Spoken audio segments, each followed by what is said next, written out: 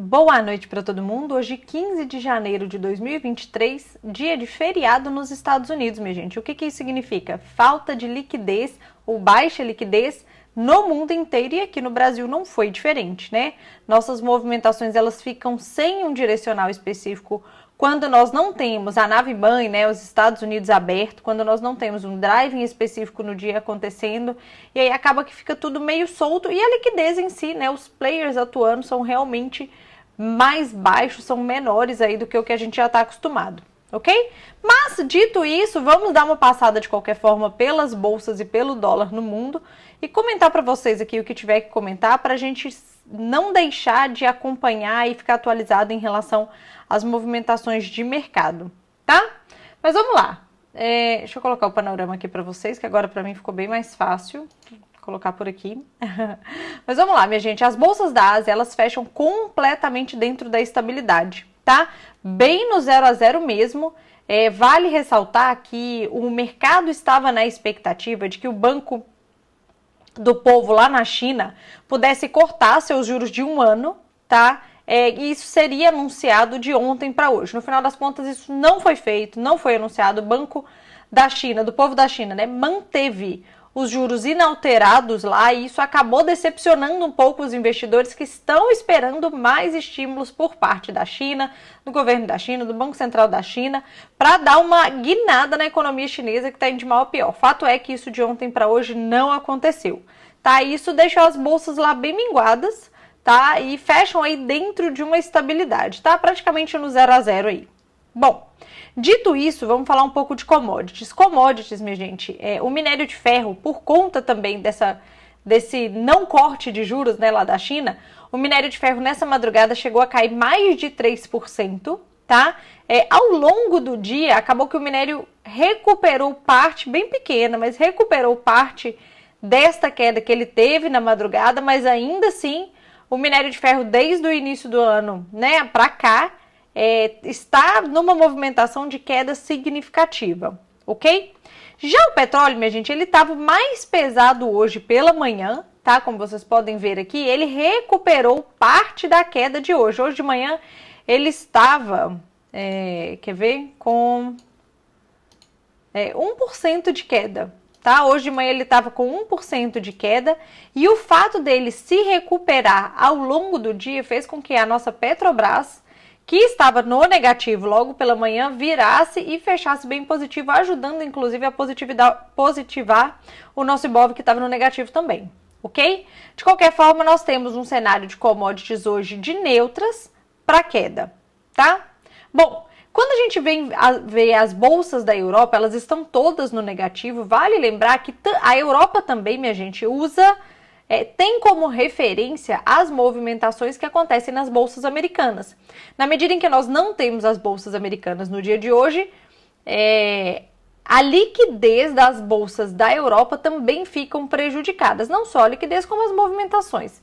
De qualquer forma, hoje lá de manhã nós tivemos a divulgação de produção industrial na zona do euro. E o dado, o anual principalmente, ele veio muito pior do que o mercado esperava, tá? O dado veio negativo, é uma queda, a gente já tem visto essa queda nos últimos meses, né? Mas o dado ele ficou um pouco mais agressivo negativamente se comparado com a projeção do mercado, tá? E isso aí, enfim, na falta de um direcionador maior, ou um drive maior, ou a movimentação própria dos Estados Unidos, isso por si só fez com que as bolsas da Europa se mantivessem hoje no campo negativo. Inclusive a nossa bolsa aqui, ela estava no campo negativo enquanto as bolsas da Europa estavam abertas, tá? Na medida em que as bolsas da Europa fecharam e o petróleo, obviamente, foi melhorando sua cotação, né, foi ficando menos negativa, isso acabou fazendo com que algumas ações aqui que positivassem, que fazem peso no nosso Ibov, né?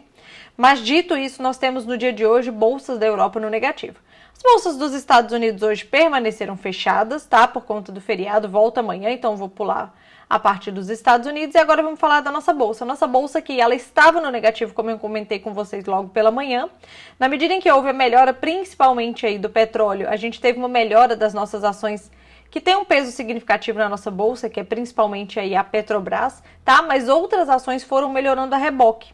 tá? Como, por exemplo, o setor bancário, como, por exemplo, hoje nós tivemos de destaque também as ações, que apesar de não ter peso na bolsa, né, mas é só um comentário, as ações do Grupo Pão de Açúcar que chegaram a entrar em leilão por oscilação máxima e chegaram a bater mais de 22% de alta no dia de hoje, por conta de uma assembleia que será agendada, ou foi agendada, não sei, a fim de pegar a aprovação para aumento de capital. Então, a empresa teria mais investidores, mais investimento para que ela pudesse crescer aí, enfim, se organizar e etc. E isso fez, na verdade, tem feito com que as ações do Pão de Açúcar subam expressivamente nos últimos dias. Hoje foi a movimentação maior em relação aos últimos dias. Mas, de qualquer forma, não faz peso no nosso Ibov, foi só um comentário aqui.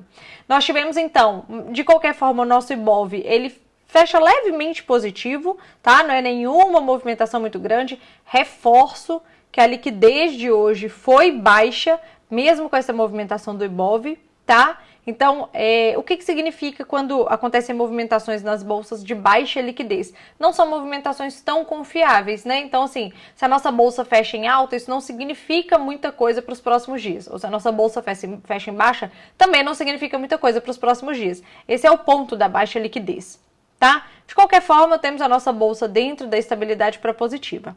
Bom, dito isso, minha gente, falando agora só do dólar aqui, nós temos o dólar relativamente positivo no mundo inteiro, tá? A cesta DXY, ela se manteve nesse campo positivo o dia inteiro, tá? Não oscilou nem muito para cima, nem muito para baixo.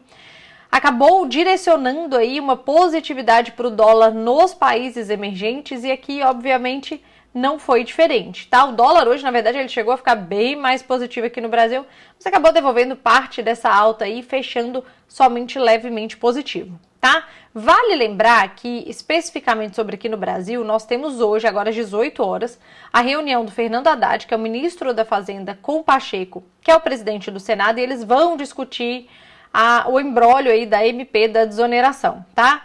O Fernando Haddad, ele deu uma coletiva de imprensa, não uma coletiva, né? Ele falou com algumas pessoas lá em Brasília e ele sinalizou que ele vai levar ao Pacheco, ao conhecimento do Pacheco, os cálculos da perda de arrecadação feitas pelo Ministério da Fazenda, caso a desoneração se mantenha, tá? E isso pode prejudicar o orçamento do ano e pode prejudicar aí a meta de déficit fiscal zero que o Ministério da Fazenda tanto tem tentado perseguir aí, tem vendido aí a possibilidade de alcance, tá? Fato é que os investidores vão acompanhar de perto o resultado desta reunião, número 1. Primeiro porque existe uma crise, uma mini crise entre poderes instalada, entre o executivo e o legislativo, e isso é sempre inseguro para os investidores de um país. Esse é um ponto.